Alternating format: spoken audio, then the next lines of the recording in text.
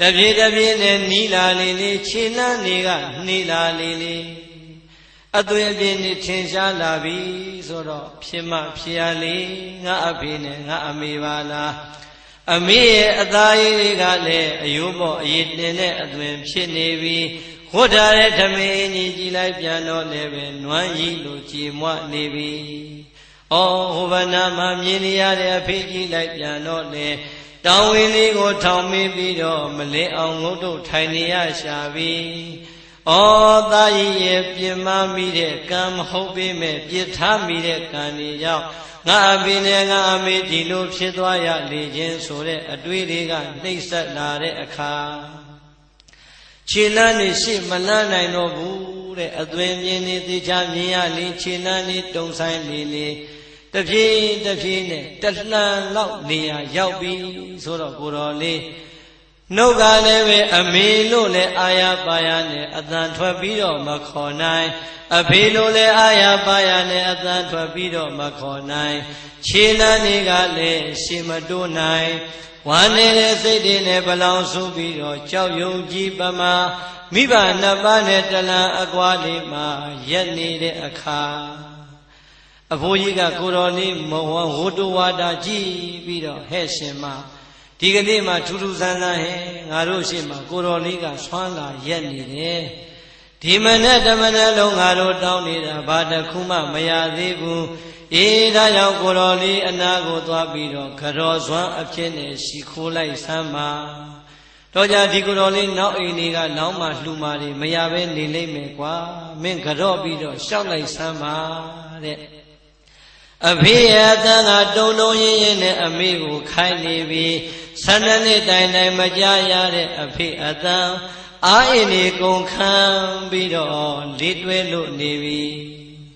ဒီတော့အဖေကြီးရဲ့ခိုင်းသေးကြတဲ့အမေကြီးကရှင်နာကိုလာကိုတော်လေးကိုဥသုံးချင်းရိုးရိုးသေးသေးနဲ့ဥချပြီးတဲ့အချိန်အရှင်ဘုရားတပည့်တော်တို့ဇနီးမောင်နှံဟောဒီနေရာမှာဒီမနဲ့တောင်းခံနေတာဘာတခုမှလောင်เสียမရသေးပါဘူးဖေဟာဒါကြောင့်တပည့်တော်ရိုးရိုးသေးသေးနဲ့ကြော့တဲ့ဟောဒီကြော့ချင်းသုံးချင်းကိုပဲကြော့စွမ်းအဖြစ်နဲ့အရှင်ဘုရားအလူခံရှေ့ကိုဆက်လက်လို့ကြွတော်မူပါတော့ဖေဟာတဲ့12နှစ်တိုင်တိုင်ခွဲခွာခဲ့ရတဲ့အမေအတန်ကြာရပြန်တော်လေရင်းထဲမှာလှန်တရားနဲ့အထိုးခံလိုက်ရတယ်လို့ပဲတဲ့အောင်မယ်လေးအမေအတန်နေတုံနေပြီအမေအတန်နေလေးသန်းတော့မှမဆက်တော့ပါလားအမေရဲ့အတွင်ပြင်းကလည်းအယိုးပေါ်အည်တင်နေသလိုအမေရဲ့လေးသန်းတွေကလည်းအာအင်းနေခံချောက်နေပါပေါ်လားတဲ့မိဘနှစ်ပါးရဲ့ဖြစ်အင်မြင်လိုက်ရတာမျက်လုံးအင်္ဂါကြားလာတဲ့မျက်ရည်တွေပိတ်ဖုံးသွားတာလောကကြီးကိုတော့မှမသေးခွဲနိုင်ကြောက်ရွံ့ကြီးပမာငူငူကြီးရက်ပြီးတော့အမေလိုလဲစိတ်ထဲကအကျဉ်းချင်းခေါ်ဘလောက်ပင်ခေါ်တော့လဲနှုတ်ကမထွက်အဖေလိုစိတ်ထဲကအကျဉ်းချင်းအာရပါရခေါ်ဝမ်းနေဆွနေတဲ့စိတ်တွေကခံနေတဲ့အတွက်ကြောင့်အတန်ကထွက်ပေါ်လို့မလားကိုတော်လေးကမတ်တကြီးပဲဒီတိုင်းရက်နေတော့အဖိုးကြီးကဟဲ့အဖွားကြီးနင်းလျှောက်တာမကြားဘူးထင်တယ်ဟဲ့သိချာလျှောက်သမ်းပါဟဲ့တော့ကြကိုတော်လေးနောက်အိမ်တွေကလှူမဲ့လောင်းမဲ့ဟာတွေမရပဲရှိလိမ့်မယ်လို့အမေကိုဒုတိယအကျင့်အဖေကခိုင်းတဲ့အတန်ကြားရပြန်အမေကဒုတိယအကျင့်ရှိခိုးကြတော်လို့လျှောက်ထားပြန်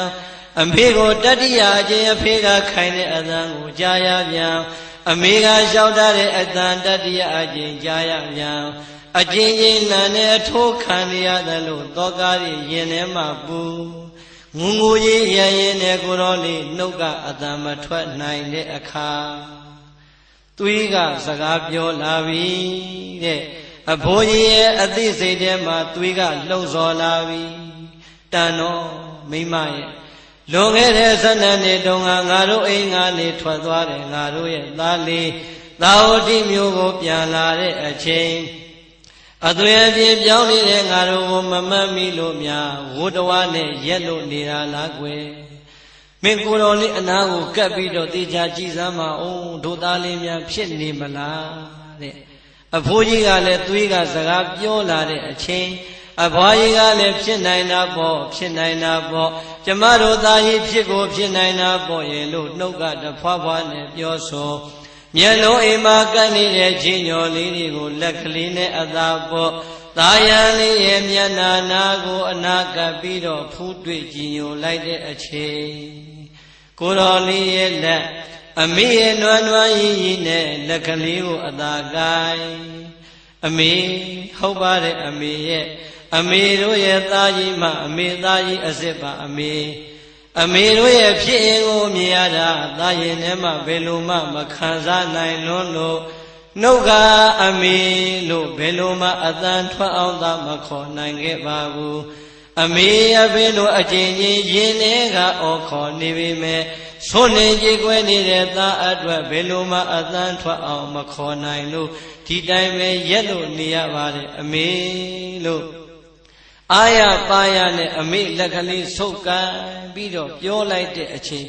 အဖိုးကြီးကလည်းအသာလေးမျောလင်းချက်နဲ့မော့ကြည့်နေတဲ့အချိန်အဖွားကြီးကအောင်းတယ်နောက်ကိုပြန်လှည့်အမလီအဖေကြီးရဲ့မြန်မြန်လာစမ်းမှာတော်ထင်းတဲ့အတိုင်းပဲတော်သားကြီးမှာတော်သားကြီးအစစ်ပါကျမတို့ရဲ့သားကြီးမှာကျမတို့ရဲ့သားကြီးအစစ်ပါတော်